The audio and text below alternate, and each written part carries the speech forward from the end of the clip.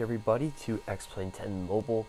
Today we're going over the autopilot slash GPS of the majority of the general aviation planes in X-Plane 10 Mobile. I'm currently in the Cessna, and I'm going to go over the X-Plane's version of the Garmin 530 and 430 systems. So, we are basically going to ignore the 430. You will never ever use that. Some people will load in like different VORs on their 430 in their GPS stack, or just simply have this basic map up, or a list of nearby airports. However, if you have the 530, you're going to be using the 530. So, with that, if you want to start out a flight plan, what you're going to do is obviously hit flight plan. When you spawn in with a pre-planned flight plan, as per my last video, you'll have a list of waypoints predetermined by your flight plan that you planned before you spawned in your plane. However, if you've not done that, like I have today, you're going to click flight plan and you'll see your first the airport that you spawned at. In my case, it's PHGR, JR, not GR. I think I'll plan a route that will go over the H&L VOR and go up to PHNG. So with that, we'll hit flight plan, and we'll hit the cursor button there, which is the middle. We'll get the green highlight, and we're going to use 2 fingers for the purple, not yellow. Not the yellow. 2 fingers. If I only use 1 finger, here, I'll use 1 finger, and I'll scroll. I'm going to get yellow. I don't want that. So I'm going to hit clear. I'm going to use 2 fingers. Oops. 2 fingers to get to there. And then I'm going to use the yellow to get to H.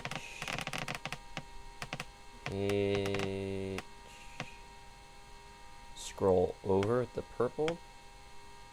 And L. Oh, there. Hit enter. Enter. And it's entered. Now I want to go to PH and G. So again, on the blank space with the green cursor, P, scroll over, use 2 fingers. H, 1 finger for the yellow, 2 fingers for the purple again. Go over 1. N, went past it. G, you can see it's already completed, so I'll just hit enter and accept that. Now I'm going to hit procedures, and I'm going to select an approach. You can explore these other options like departure, arrivals, and all that. Activate vector to final basically shuts off the autopilot. It just gives you a vector, so whatever the autopilot is holding, it will hold, and you will manually fly the plane in.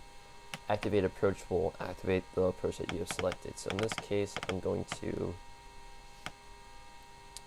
select the approach. We're going to go for an RNAV for runway 22, and I'm going to go with MKK. I'll hit load, and then you can see it'll bring up a flight plan. I'm using the range up and down buttons to show the route that I've selected. So obviously I'm not going to load that approach, I'm just going to follow it. So in order to do that, I'm going to hit direct, PHJR, I'm going to hit activate. You'll see that it's highlighted. If I go back to flight plan, actually I want to go, not there, I'm going to go flight plan, again using the cursor, direct HNL, direct, enter. If I go back to flight plan, you'll see the active leg of my flight plan is now pink or purple, however you want to define that.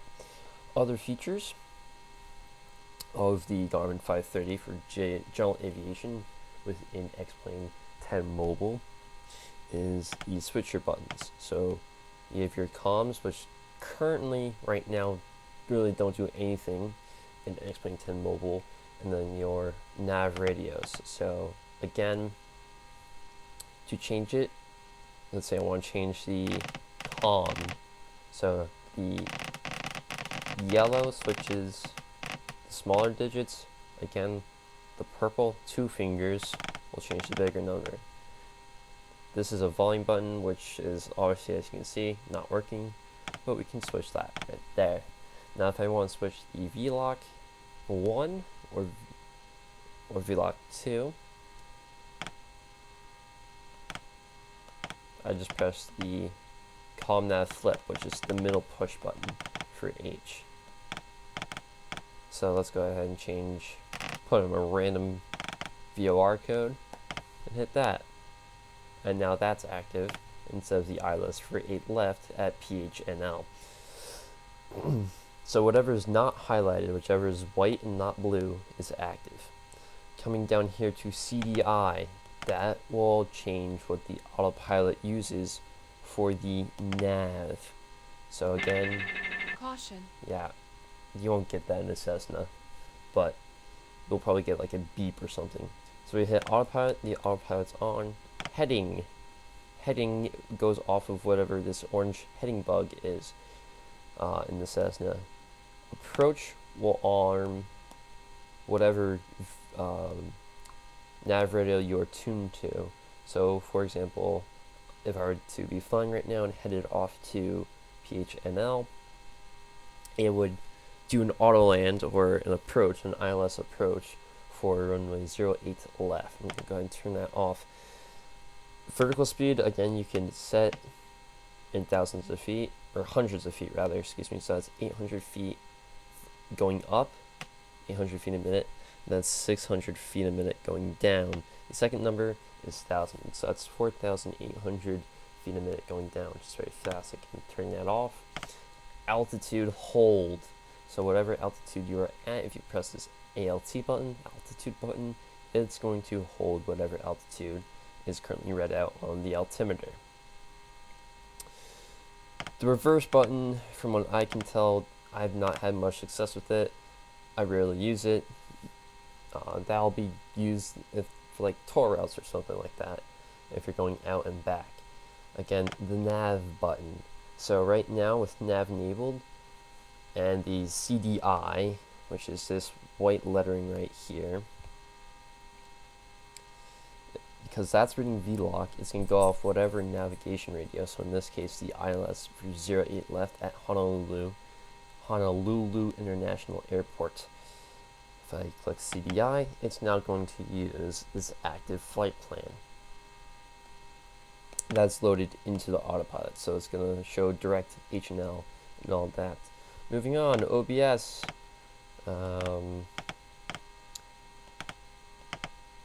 Not entirely sure what that does.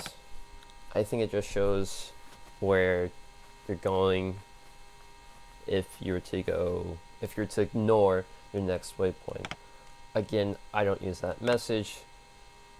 It's just going to show it inside the airspace and nav data out of date. So we can hit message to get rid of that. Flight plan, again, you have 2 pages here. Oops. Again, to flip between the pages, you don't want any green highlighter. And you can save your flight plan. I'm not sure how to do that just yet, but regardless. So that's the flight plan. This navigation window, you have 3. You have the map, which is that. You also have a general map, which is north up, and then vertical navigation, which you can access by pressing VNav as well.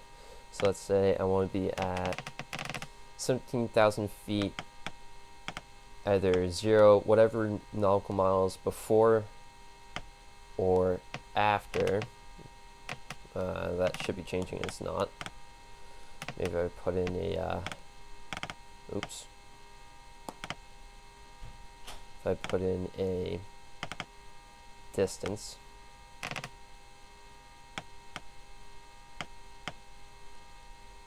yeah, there we go. Let's go after PHNL. If I was at altitude, like let's say 5,000 feet, in this VS profile, it'll tell me what my vertical speed is to meet that desired altitude at that distance after that waypoint. And then VSR is going to tell me what I'm actually doing. And status will tell you how many minutes you have to your top of the descent. Okay, so let's go ahead and clear that. Pressing VNav. Again, you'll see nearest airport, so that's NRST, and it just shows all the nearest stops. So nearest intersections, nearest NBDs, which is another form of navigational radio, nearest VOR, nearest airspace, stuff like that. Again, hitting VNav, going back to flight plan, and I want to get rid of, yeah. So in order, there's no direct flow, so I hit VNav, right? I hit flight plan, I get that, I hit that, I get VNav again. There we go. You just gotta play around with these two buttons to get back to the map screen.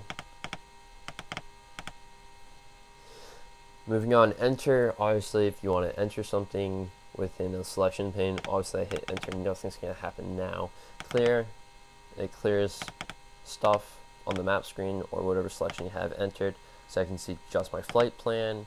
I can see airports and airspaces. I can view smaller airspaces and other smaller airports, or just the flight route, stuff like that. -1, -2, -3. I like to leave it on full though.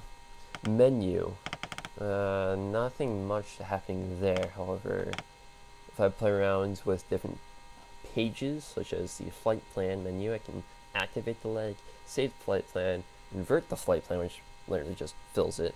Crossbill, I haven't really done much of that. Delete approach, which does the same function as, so again, I use clear there to get rid of that.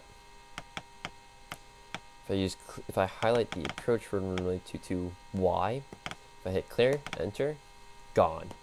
And that's reflected on the flight plan page.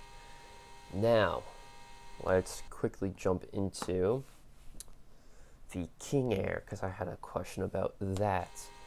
I had a question about how to use the GPS for the autopilot. Again, it has to do with that you have to use that CDI button. Stop. Wait a minute.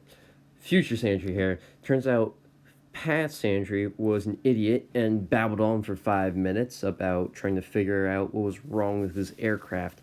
Turns out all he had to do was just take off and then press the CDI button for it to work, because autopilot doesn't work unless you're in the air. He also mentioned the new ground handling window, where you had to be in a commercial airplane and at a gate, and the new MMO feature coming soon. So what he did is he took the current flight plan of PHJR to HNL and used that for the example. Yes, now the flight director works. So it shows us we must go into a bank, and we will meet that bank. Though the flight director is a bit aggressive today. Now if I switch back to VLOC, you'll see that the flight director will change according to the nav radio for runway 8 left, which I need to use some trim here, because oh my god.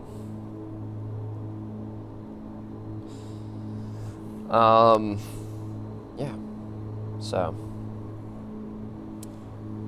you can see that 08 left is over there, whereas the VOR beacon is literally right over the center of the airport. So again, switching back, pressing that CDI button, the flight director will slowly change over to the GPS source. So that's how you change. That is the basics of the Garmin, the X-Plane equivalent to the Garmin 530 and the 430, as well as how to use the GPS for the autopilot in the King Air, how to switch to it. If you have any questions about X-Plane 10 mobile or X-Plane 11 or anything aviation or gaming related, feel free to leave a comment down below. And with that, I'm Avery P. Sands. Fly safe.